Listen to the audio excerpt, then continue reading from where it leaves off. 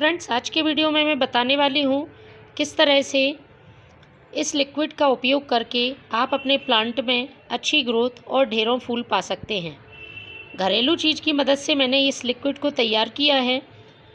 पौधे में ग्रोथ और फूल लाने के साथ साथ इसका सबसे बड़ा फ़ायदा है, प्लांट की मिट्टी में यदि किसी तरह के फंगस या इंसेक्ट हैं तो उनको दूर करने का काम करेगा।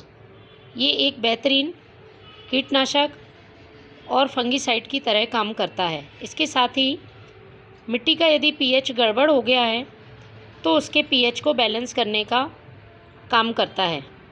कई बार हमने देखा है कि फर्टिलाइज़र डालने के बाद और अच्छी देखभाल करने के बाद भी प्लांट में फूल नहीं आते हैं, तो इसका मतलब होता है कि प्लांट की सॉइल का पीएच गड़बड़ हो गया है।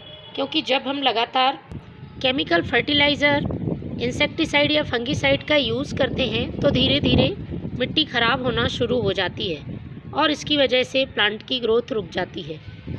इस लिक्विड का उपयोग आप अपने गुलाब, गुड़हल, मोगरा सभी फूलों वाले पौधों पर कर सकते हैं। इसके साथ ही सब्जियों वाले और फलों वाले पौधों पर भी यह बहुत उपयोगी है। लेकिन इसका उपयोग करने से पहले हमें कुछ सावधानियों का जानना ज़रूरी है, क्योंकि यदि आप इसकी गलत मात्रा यूज़ करते हैं तो प्लांट को नुकसान भी पहुंचा सकता है। तो ये जो लिक्विड है इसका हमें प्लांट पर स्प्रे नहीं करना है, इस बात का ध्यान रखें। हमें इसे डायरेक्ट सॉइल में यूज़ करना है। दूसरा, इसे हमें महीने में एक बार ही उपयोग में लाना है, बार बार इसका उपयोग नहीं करना है। और तीसरी बात है इसकी मात्रा की, तो हमें इसकी बहुत ज़्यादा मात्रा प्लांट पर यूज़ नहीं करनी है। तो किसी भी प्लांट पर फर्टिलाइज़र का यूज़ करने से पहले दो बातें ज़रूर ध्यान रखें। पहला, जिस भी प्लांट में आप फर्टिलाइज़र यूज़ कर रहे हैं तो उसकी एक दिन पहले मिट्टी की गुड़ाई कर दें, जिससे कि पौधे को फर्टिलाइज़र का फ़ायदा जल्दी और ज़्यादा देखने को मिलेगा। दूसरा, फर्टिलाइज़र डालने के पहले प्लांट की मिट्टी में किसी तरह का कचरा, खरपतवार नहीं होने चाहिए, जिससे कि जो भी फर्टिलाइज़र हम डालें वो हमारे मेन प्लांट को ही मिले।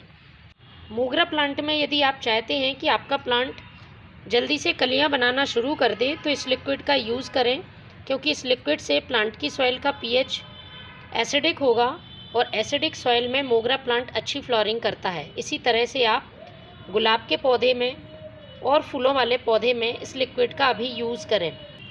तो मेरे हाथ में आप देख रहे हैं ये है फिटकरी। हम सभी इससे परिचित हैं। इसका नाम एलम है। पोटेशियम सल्फेट और एल्यूमिनियम सल्फेट का ये मिश्रण होती है और पौधे के लिए एक बेहतरीन फर्टिलाइज़र, इंसेक्टिसाइड, फंगिसाइड की तरह काम करती है। लेकिन हमें इसका सही तरीके से इस्तेमाल करना आना चाहिए। यदि आप गलत तरीके से इसका इस्तेमाल करते हैं तो प्लांट के लिए नुकसान भी पहुंचा सकती है। तो इसका यूज़ हम अपने प्लांट पर 2 से 3 तरह से कर सकते हैं। एक लिक्विड फॉर्म में यूज़ कर सकते हैं, दूसरा सॉलिड फॉर्म में यूज़ कर सकते हैं।